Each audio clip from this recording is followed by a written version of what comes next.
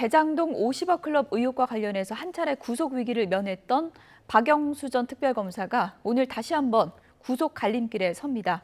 이번엔 청탁금지법 위반 혐의 등 검찰의 보강 수사 내용이 더해진 만큼 심사에서 한층 더 치열한 공방이 예상되고 있습니다.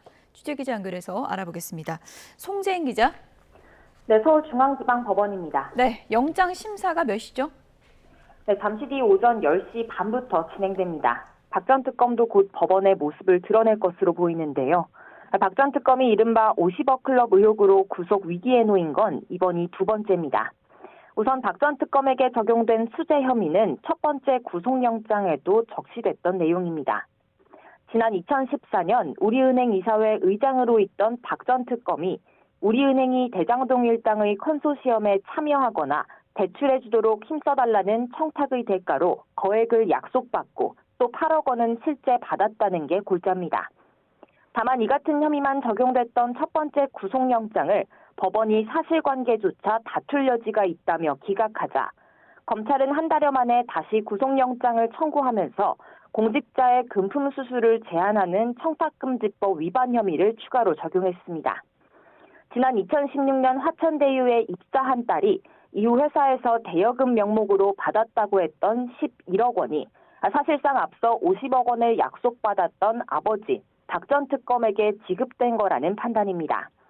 이렇게 50억 원이 실현된 정황까지 범죄 사실로 새로 묶어낸 만큼 검찰은 박 전 특검과 대장동 일당 사이 거래 관계가 더욱 명확해졌다고 자신하고 있습니다. 네, 이렇게 이번에는 새로운 혐의도 추가가 된 만큼 오늘 심사에서 장기간 공방을 예상해 볼 수 있겠군요. 네, 그렇습니다. 양측은 우선 새로 추가된 혐의, 즉 청탁금지법 위반 혐의에 대해 사실관계부터 다툴 것으로 보입니다.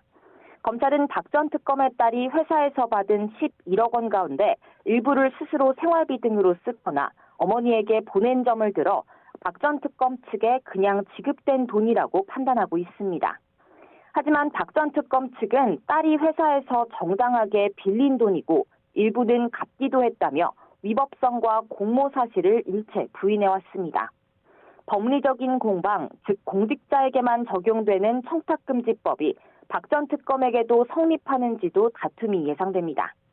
박 전 특검은 같은 혐의가 적용된 가짜 수산업자 재판에서와 마찬가지로 이번에도 특검은 공직자 신분에 해당하지 않는다는 논리를 펼 것으로 보입니다. 기존의 수재 혐의와 관련해서도 검찰이 보강 수사한 내용이 법원에서 얼마나 인정될지도 관심입니다. 검찰은 대장동 일당이 준 현금 8억 원 가운데 3억 원은 구체적인 전달 과정과 용처까지 파악돼서 의혹의 실체가 더 선명히 드러났다고 자신하고 있습니다. 이를 종합한 혐의 소명 정도와 함께 법원은 증거인멸과 도주 우려도 종합적으로 고려할 텐데요. 검찰은 지난 2월 정치권에서 50억 클럽 의혹 특검론이 부상하자 자신을 향한 재수사를 우려한 박 전 특검이 휴대전화를 부수고 측근과 말맞추기까지 했다며 증거인멸 우려가 크다고 역설할 것으로 보입니다. 반면 박 전 특검 측은 고령이라 도주할 우려가 없다는 점 등을 들어 구속 필요성이 낮다고 맞설 전망입니다. 지금까지 서울중앙지방법원에서 YTN 송재인입니다.